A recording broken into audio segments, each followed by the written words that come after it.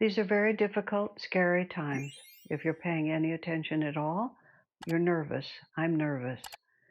Already, things are happening around the planet that are heartbreaking, and it's terrifying to think that things will get worse.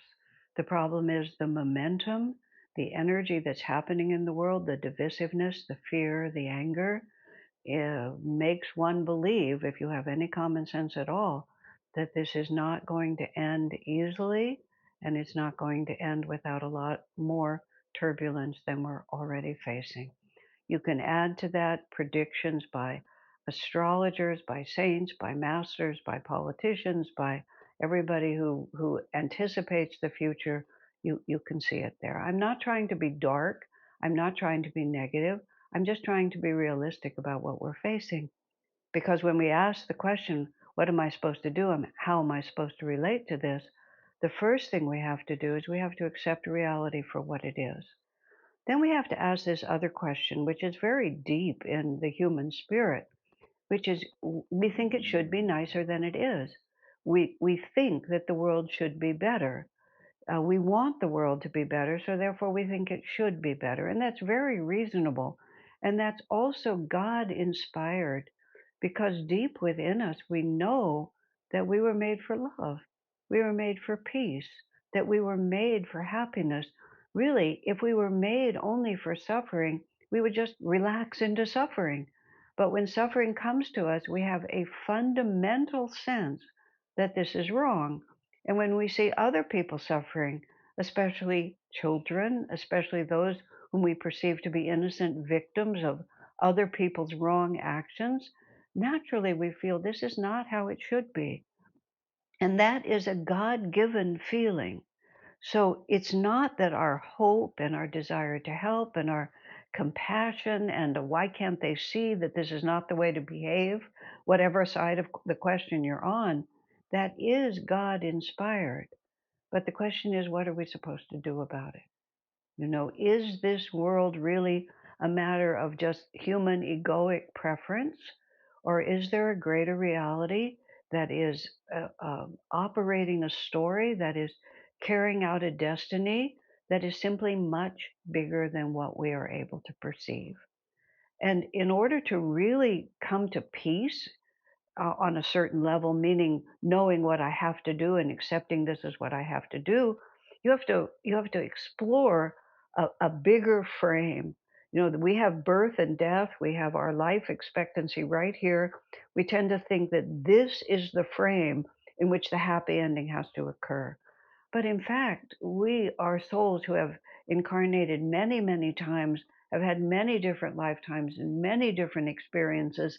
And it is very unlikely that we're going to stop here. This is just one chapter in a story that is far from finished.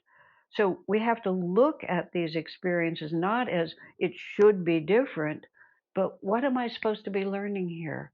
Why would I have chosen, as I did choose, to incarnate on a planet in such a turbulent state that is challenging on such profound levels my feelings, my love, my desire to be helpful, my ability to observe or to endure suffering myself. These are the real questions. And we either decide that there's no meaning to it all, or we decide that there has to be a meaning that I haven't yet tuned into. And we start in the stages of our spiritual growth. First, we're just indifferent. We just don't want to put out any energy. We dull ourselves with intoxicants and other ways of indulging. And bear in mind, stages of spiritual growth are not neat and tidy. We don't get all of ourselves from one stage to the next to the next. The stages overlap in different areas of our life. And the first stage is indifference, and I will just dull my consciousness and pay no attention. The second stage is I will be happy if the external world matches my desires. And that's a perfectly natural thing to want. I mean, the suffering of others is often much more difficult to endure than our own suffering. So we have this deep desire to help, and that expands our awareness, but it also gives us experiences of how little control we actually have over the circumstances of our lives. Death comes, change comes, war comes, economic collapse comes, betrayal, everything. And even if we try as hard as we can to be as good as we can, this is what happens. And so we can shake our fist at, I don't know who, God or Divine Mother, and say, you should be doing it differently. Or after a while, instead of saying, God, what are you doing? We start saying, God, what are you doing? And we begin to ask the question, what is it that I can really influence? And that turns our focus from an external making the world a certain way to looking at my responses and start asking the questions that circumstances like this are meant to activate within us. What am I afraid of? And why am I afraid of it? What can I do that will really help? How can I develop the skills that are really help? And what kind of energy will actually affect real change in this world? And that's the third stage of our spiritual life, which is working not with circumstances, but working with my consciousness, which is to say, my response to circumstances. So when the world is blowing up in anger and greed and selfishness and one society trying to dominate the other and take their resources, it's not even worth saying. It's all this deeply misguided energy about what causes suffering and what brings happiness.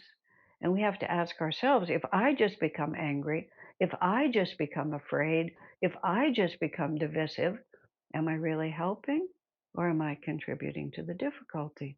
And of course, those impulses are perfectly understandable, but how is that working? How much of an influence are you really having? And we begin to realize that it is my own vibration and my own consciousness that can actually create a real change here. Because the change is really not about circumstances, it's about the human heart. And when we really begin to go ever more deeply inward, that's when we become aware of our relationship to a higher reality. That's when we become aware of God as Divine Mother, who is really helping us inwardly to move away from delusion and misunderstanding into a ever more advanced level of consciousness for ourselves. Now, none of that is easy. And so, what we're working with now is we have chosen to incarnate into a time and a place where it's not easy, where the lessons are going to be really challenging. But this is what we wanted. We wanted to be challenged on the level at which we are being challenged and are going to be challenged. So the first response we have to say, and this is the prayer that I find the most powerful both for myself and for everyone around me. Divine Mother, what are you trying to teach me? And help me to learn it. Because when we move from delusion into enlightenment, when we become instruments of light instead of instruments of fear and instruments of anger, then we actually begin to have an influence. And this is a planet in which many different levels of spiritual awareness are all operating together. And even those who are doing things that, frankly, one has to call it evil, they are also children of Divine Mother, and they are being given a chance to act out these very dark qualities within themselves, to be able to find out, just as we are being given the opportunity to find out, what is the real cause of suffering, what is the real source of happiness. But these are long stories. One incarnation is hardly sufficient for us to learn everything that we have to learn, but we can be helpful. We can be helpful to ourselves and we can be helpful to those we love if we operate within this world from a point of view of a higher perspective. Now, that doesn't mean we don't take action. That doesn't mean we can't stand up for what we know is true, but we must stand up with a consciousness that is healing in itself. And even if we have to strongly oppose, certain kinds of actions, if we do it from a divine perspective, which is, this is not helping you to behave this way, and I will put my energy on the line to help you also to learn, because evil does exist objectively. It's not like everything is equal. Many people are doing things that are taking them away from the light, and they will bear the consequences of those actions, and they will have to learn just as we are learning. But what we really have to do, what we really have to do above all, the whole purpose of the difficult times that we're going through, as has been expressed by all the saints and masters, above all Paramhansa Yogananda, people have turned away from God. People have become greedy and selfish, and as a civilization, we are as a global culture, all of these forces are rising with too much strength. The antidote to them is a recognition of our unity, our divine unity, and a recognition of the need for devotion and for faith. And we are the future. These turbulent times, all the prophecies say these turbulent times will last for a while. I don't know how long that is. But the purpose of them is to awaken us to our unity in God and our faith in Divine Mother's love for us, our greater understanding of the purpose of human life, which is not self-indulgence, but is service and oneness and love and compassion.